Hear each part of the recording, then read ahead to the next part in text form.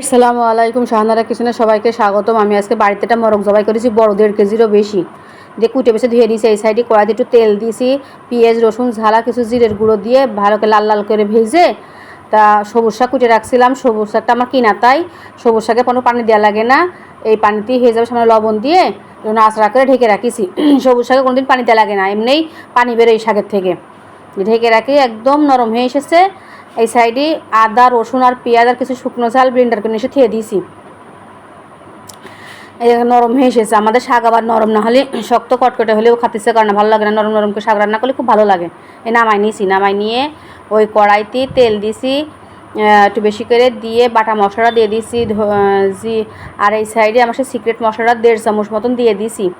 এই আমার এই সিক্রেট মশলাটা দিলি কোনো মশলা বাড়তে দেওয়া লাগে না, জিরের গুঁড়ো ধনিয়ার গুঁড়ো কিছু দেওয়া লাগে না, সাথে লবণ দিয়েছি, দিয়ে মশলাটা কষাই নিয়েছি।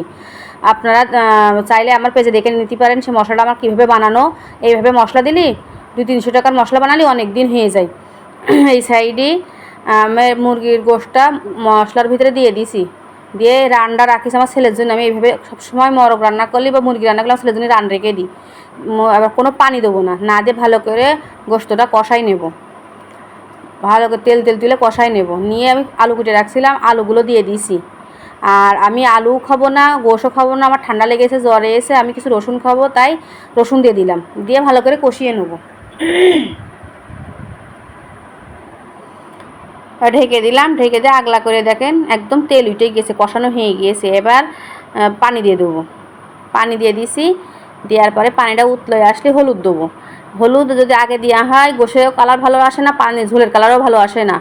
দেখেন কী সুন্দর কালার হয়েছে, পরে দিতে হয়। দিয়ে একটু তেল উঠে গেলেই নামাই নিছি। ভালো লাগলে আপনারা এইভাবে রান্না করে খেয়ে দেখতে পারেন।